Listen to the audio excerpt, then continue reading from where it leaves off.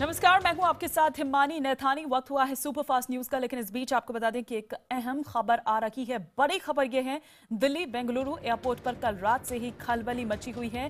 दोनों जगहों पर विमानों में बम रखने की खबर मिली है, जिसके बाद दिल्ली से हांगकांग जाने वाले 2 विमान और दिल्ली से स्विट्जरलैंड के ज़ुरिक जाने वाले एक विमान को उड़ान के बाद वापस बुला लिया गया है। खबर यह भी है कि दिल्ली में फोन करने वाले शख्स ने बेंगलुरु में भी फोन कर वहां के 3 विमानों में बम की धमकी की सूचना दी, जिसके बाद वहां भी एयर फ्रांस, लुफ्थांसा और हज की यात्रा पर जाने वाले एक विमान को रिकॉल किया गया। फिलहाल विमानों की जांच की जा रही है। फोन की धमकी दिल्ली में जीएमआर के कॉल सेंटर पर दी गई। जीएमआर दिल्ली में एयरपोर्ट का संचालन करती है। तो ये एक अहम खबर, 6 विमान जिनको वापस बुलाया गया।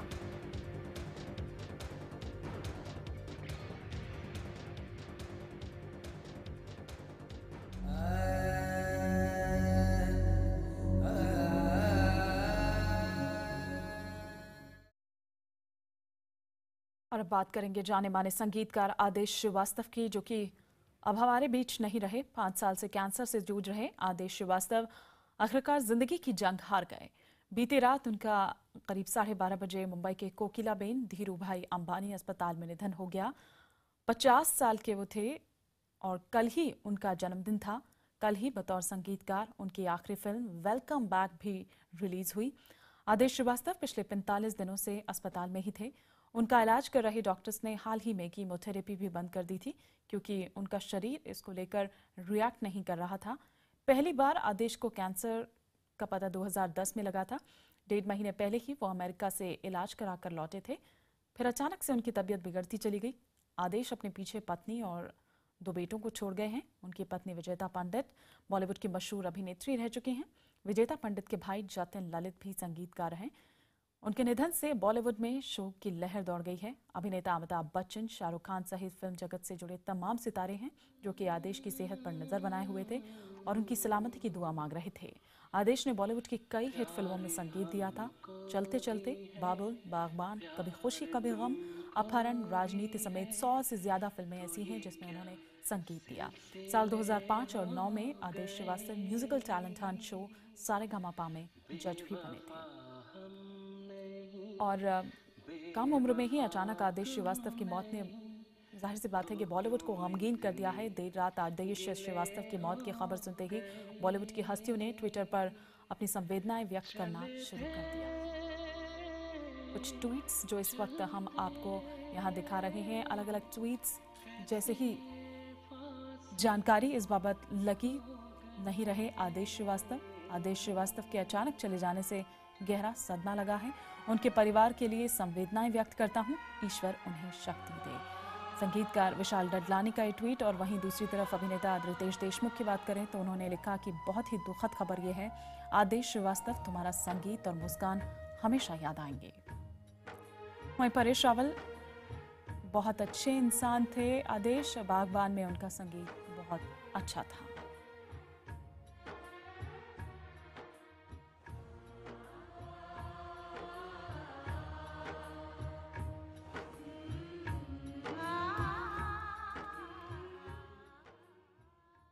और आइए अब खबरों के सफर में आगे बढ़ते हैं। फटाफट खबरों के सफर को शुरू करते हैं सुपरफास्ट न्यूज में। शीना बोरा हत्याकांड में तीनों आरोपियों की पुलिस रिमांड आज खत्म हो रही है। मुंबई पुलिस आज तीनों आरोपियों इंद्राणी मुखर्जी, संजीव खन्ना और ड्राइवर श्याम को बांद्रा कोर्ट में पेश करेगी और रिमांड की मांग करेगी। शुक्रवार को इस केस के सिलसिले में पीटर मुखर्जी से 10 घंटे पूछताछ की गई। पीटर मुखर्जी से लगातार तीसरे दिन लंबी पूछताछ की गई। सूत्रों के मुताबिक पीटर ने पुलिस को बताया कि इंद्राणी और उनकी शादीशुदा जिंदगी ठीक नहीं चल रही थी। घरेलू मसले और आर्थिक लेन देन को लेकर अक्सर झगड़े होते थे। सूत्रों का दावा है कि पीटर की शीना से रोज बात होती थी। मुंबई पुलिस की अलग अलग टीमें कोलकाता, गुवाहाटी के साथ साथ देश के अलग अलग शहरों में सबूत जुटाने गई हुई हैं। सूत्रों के मुताबिक लगातार तीसरे दिन हुई पूछताछ में मुंबई पुलिस ने पीटर को इंद्राणी के कई देशी विदेशी बैंक अकाउंट्स की जानकारी दी, जिससे पीटर ने खुद को अनजान बताया। पुलिस सूत्रों के मुताबिक तलाक के बाद भी इंद्राणी और संजीव खन्ना के रिश्ते बने हुए थे। इंद्राणी की कई कंपनियों में संजीव का नाम बतौर डायरेक्टर रखा गया था। इंद्राणी की कुल 5 कंपनियां थीं। कंपनियों के बोर्ड ऑफ डायरेक्टर्स में संजीव खन्ना और पीटर मुखर्जी भी शामिल थे। वहीं पुलिस इस बात का पता लगा रही है कि आखिर पीटर ने संजीव खन्ना को बोर्ड ऑफ डायरेक्टर बनाने पर आपत्ति क्यों नहीं जताई। पूछताछ में मिली जानकारी के बाद मुंबई पुलिस ने पैसे की लेन देन को समझने के लिए 2 सीए की मदद लेने का फैसला किया है। शीना मर्डर केस में मुंबई पुलिस ने उस कार को खोज निकाला है जिसमें शीना की हत्या हुई थी। पुलिस को कार नासिक में मिली है जिसे इंद्राणी और श्याम ने पहचान लिया। फिलहाल ये कार खार पुलिस स्टेशन में खड़ी है। पुलिस अब पूरी कार की फॉरेंसिक जांच कर रही है। ये वही कार है जिसका इस्तेमाल उस दिन हत्या में किया गया था। देखिए MS01 MA2 605 इसी कार को मुंबई पुलिस लेकर यहाँ पर पहुंची और कहा जा रहा है कि इसी कार में शीना बोरा का कत्ल किया गया था। पीछे की सीट पे ये तमाम लोग बैठे थे और उसके बाद जो श्याम है उसने पैर पकड़ा। उसके बाद जो संजीव खन्ना है उसने शीना का गला दबाया और इसी दरमियान खुद यहाँ पर जो इंद्राणी है वो मौजूद थी और ये गाड़ी ऑप्ट्रा LS जो सिल्वर कलर की है वो यहाँ पर पुलिस ने बरामद कर लिया है। सूत्रों की माने तो कत्ल के बाद इंद्राणी ने शीना का मेकअप किया था। शीना को लिपस्टिक लगाई गई थी, बाल बनाए गए थे और चश्मा पहनाकर सीट के बीच में बिठाकर ले जाया गया था। शीना के एक तरफ संजीव खन्ना और दूसरी तरफ इंद्राणी बैठे हुए थे और इस तरह से बैठे थे कि लगे कि तीनों सो रहे हैं।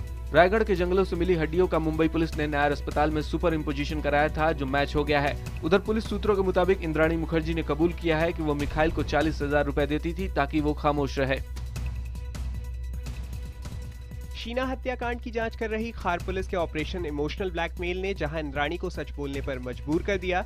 बांद्रा कोर्ट में अपनी बेटी विधि को देखकर फूट फूट कर रोने वाली इंद्राणी को शुक्रवार को जैसे ही पता चला कि उसकी बेटी विधि खार पुलिस स्टेशन आई है तब वो फूट फूट कर रोने लगी।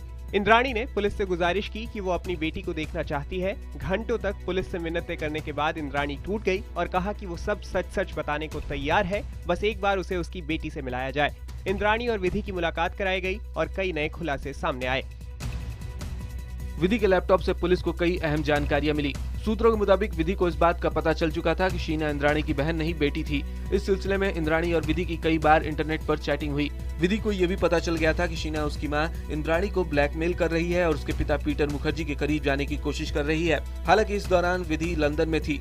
इसके बाद 2012 में विधि ने शीना को फोन कर चेतावनी दी थी, हमारी जिंदगी में क्यों दखल अंदाजी कर रही हो? मेरी माँ को परेशान करना बंद कर दो। मेरे पिता से भी दूर चले जाओ। मुझे पता है कि तुम्हारा उद्देश्य क्या है। अगर तुम्हें कुछ चाहिए तो हम भीख दे देंगे, लेकिन भगवान के लिए हमारे परिवार से दूर चली जाओ। पुलिस ने विधि का मोबाइल फोन भी जब्त कर लिया है। पुलिस को उम्मीद है कि इससे हत्या की गुत्थी सुलझाने में मदद मिलेगी।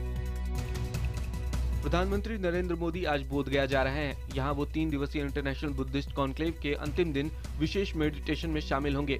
इस कार्यक्रम में श्रीलंका के पूर्व राष्ट्रपति चंद्रिका कुमारतुंगा के अलावा जापान, म्यांमार, भूटान और नेपाल सहित कई देशों के करीब 100 प्रतिनिधि शामिल होंगे। पीएम सुबह 10:30 बजे गया एयरपोर्ट पहुंचेंगे। प्रधानमंत्री सुबह 11 बजे से 12:30 बजे तक महाबोधि मंदिर में रहेंगे। इस दौरान विशेष पूजा का भी आयोजन होगा, जिसके बाद प्रधानमंत्री बौद्ध प्रतिनिधि मंडल को संबोधित करेंगे। पीएम के दौरे के विरोध में नक्सलियों ने 24 घंटे का बंद बुलाया है, जिसके चलते यहां सुरक्षा कड़ी कर दी गई है। उत्तर प्रदेश में खाद्य प्रसंस्करण मंत्री पारसनाथ यादव पर एक दलित महिला की जमीन कब्जाने और अदालत के आदेश के बावजूद उस जमीन को वापस न देने का आरोप लगा है। आरोप लगाने वाली महिला का दावा है कि उसने 23 जुलाई को मंत्री जी का स्टिंग ऑपरेशन कर लिया है सर, वो हमारे नाम से है, ठीक है। उसमें आपकी मिसेज जा करके वहाँ आलू प्याज सब बोआते हैं, उनसे पूछ लीजिए, वो आती हैं। आपके बेटे ने पैसा दे के खरीदा है, नाम केवल दिलीप कुमार प्रजापति का है। वो उसको आप कबूल करें कि वो लक्की खरीदे हैं, वो केवल दिलीप कुमार का नाम दिए हैं। प्रिंसिपल साहब ने हमसे मिलवा दिया आपको, ठीक है। अब हमारा आपका आमना सामना हो गया, तो हम भी आपसे विनती करते हैं कि सर वो जमीन मेरी है सर, मेरे नाम से है और वो जमीन मुझे लौटा दी। लड़का लिए रहे। दावा है कि इसमें मंत्री जी इस जमीन पर कब्जा नहीं छोड़ने की बात कह रहे हैं। साथ ही ये भी कह रहे हैं कि भले ही महिला कानूनन सही हो, भले ही वो खुद ये मान ले कि ये जमीन उसी महिला की है, फिर भी वो ये जमीन नहीं देने वाले। पारसनाथ यादव ने आरोपों को बेतुका बताया। उनका कहना है कि ऐसे बेकार के आरोपों पर उन्हें कुछ भी नहीं कहना है। कश्मीर के अलगाववादी नेता सैयद अली शाह गिलानी ने पाकिस्तान के पीएम नवाज शरीफ को लिखी सीक्रेट चिट्ठी में भारत पाक वार्ता टूटने पर खुशी का इजहार किया है। NSA लेवल की बातचीत रद्द करने को गिलानी ने पाकिस्तान सरकार का सख्त फैसला बताया और इसके लिए पाकिस्तानी फौज को भी धन्यवाद दिया। गिलानी के इस खत पर बीजेपी के नेता और जम्मू कश्मीर के उप मुख्यमंत्री निर्मल सिंह का कहना है कि गिलानी को देशद्रोह के आरोप में सजा मिलनी चाहिए। आज शिक्षक दिवस है। भारत रत्न से सम्मानित महान शिक्षाविद और देश के पूर्व राष्ट्रपति डॉक्टर सर्वपल्ली राधाकृष्णन के सम्मान में हर साल 5 सितंबर को शिक्षक दिवस मनाया जाता है। इस मौके पर आज राष्ट्रपति प्रणब मुखर्जी दिल्ली के विज्ञान भवन में उत्कृष्ट कार्य के लिए चुने गए शिक्षकों को सम्मानित करेंगे। इसके अलावा देश के अलग अलग हिस्सों में भी शिक्षकों को सम्मानित किया जाएगा। शुक्रवार को सरकार ने राधाकृष्णन की स्मृति में 125 रुपए का सिक्का जारी किया। वहीं राष्ट्रपति प्रणब मुखर्जी ने राष्ट्रपति भवन परिसर में सर्वोदय विद्यालय के बच्चों की क्लास ली। प्रधानमंत्री मोदी ने भी दिल्ली के मानेकशॉ ऑडिटोरियम में बच्चों को संबोधित किया।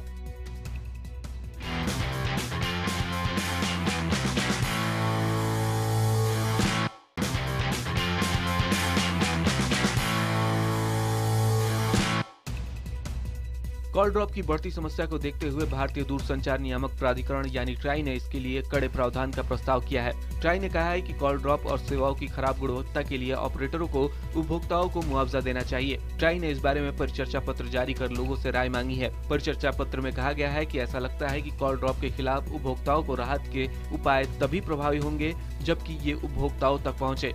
इन उपायों के तहत कॉल बीच में कटने पर उपभोक्ताओं से उसका शुल्क नहीं लेना या फिर उनके खातों में टॉक टाइम या राशि डालना शामिल है। नोएडा के सेक्टर 33 में इस्कॉन टेम्पल के परिसर में लगे एटीएम में भीषण आग लग गई। आग की वजह से एटीएम में रखे लाखों रुपए स्वाहा हो गए। दमकल की गाड़ियां जब तक पहुंची एटीएम जलकर खाक हो गया। बताया जा रहा है कि आग की लपटों में आए इंडसइंड बैंक के एटीएम में तकरीबन 18 लाख रुपए थे। इस्कॉन मंदिर में बड़ी तादाद में विदेशी भक्त आते हैं। ऐसे में इस एटीएम में हर वक्त लाखों रुपए होते हैं। अचानक जब इसमें आग लगी तो भारी अफरा तफरी मच गई।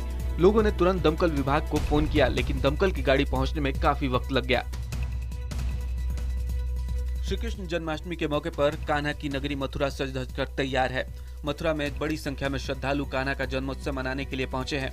श्री कृष्ण जन्मभूमि परिसर समेत पूरे मथुरा में सुरक्षा व्यवस्था के पुख्ता इंतजाम किए गए हैं। सिविल पुलिस के अलावा अर्धसैनिक बल और स्पेशल कमांडोज को भी तैनात किया गया है।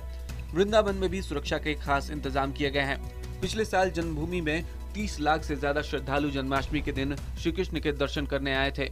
इस बार भी करीब 50 लाख से ज्यादा श्रद्धालुओं के यहाँ आने का अनुमान लगाया जा रहा है। केरल क्रिकेट एसोसिएशन अपने एक स्टेडियम का नाम सचिन तेंदुलकर के नाम पर रखने जा रही है। केसीए के प्रेसिडेंट टीसी मैथ्यू ने ये कहा है कि अभी उन्होंने ये तय नहीं किया है कि किस स्टेडियम का नाम क्या दिया जाए, लेकिन वो इस पर काम कर रहे हैं। इंग्लैंड के खिलाफ वनडे सीरीज का पहला मुकाबला ऑस्ट्रेलिया ने 59 रनों से जीत लिया। कंगारू टीम ने पहले बल्लेबाजी करते हुए 305 रन बनाए। जवाब में इंग्लैंड की टीम 246 रन पर ऑल आउट हो गई।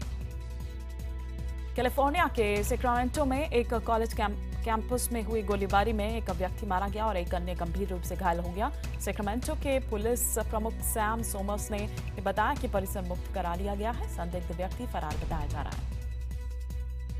हंगरी सीरिया से आने वाले शरणार्थियों को रोकने के लिए स्लोवाकिया और चेक गणराज्य से आने वाली ट्रेनों को बॉर्डर से लगे कस्बे में ही रोक देगा। रेलवे कंपनीज ने बयान जारी कर यह कहा है कि पैसेंजर्स को वैकल्पिक रूट से बुडापेस्ट आने की सुविधा दी जाएगी। जर्मनी के एक शरणार्थी शिविर में आग लगने की वजह से 5 लोग घायल हो गए। हादसे के वक्त शिविर में 60 से ज्यादा लोग मौजूद थे। आग लगने की वजह नहीं पता चल पाई है। ग्रीस के एक जहाज से करीब 2500 से ज्यादा लोगों को लेस्बोस द्वीप से ग्रीस के एक पोर्ट पर पहुंचाया गया। ग्रीस की सरकार ने इन शरणार्थियों को लाने के लिए विशेष जहाज का प्रबंध किया था। बॉलीवुड सुपरस्टार सलमान खान एक बार फिर से television reality show big boss के मेजबान के तौर पर वापसी करेंगे। सलमान को शो के 9वें संस्करण में मेजबानी करते हुए देखा जाएगा।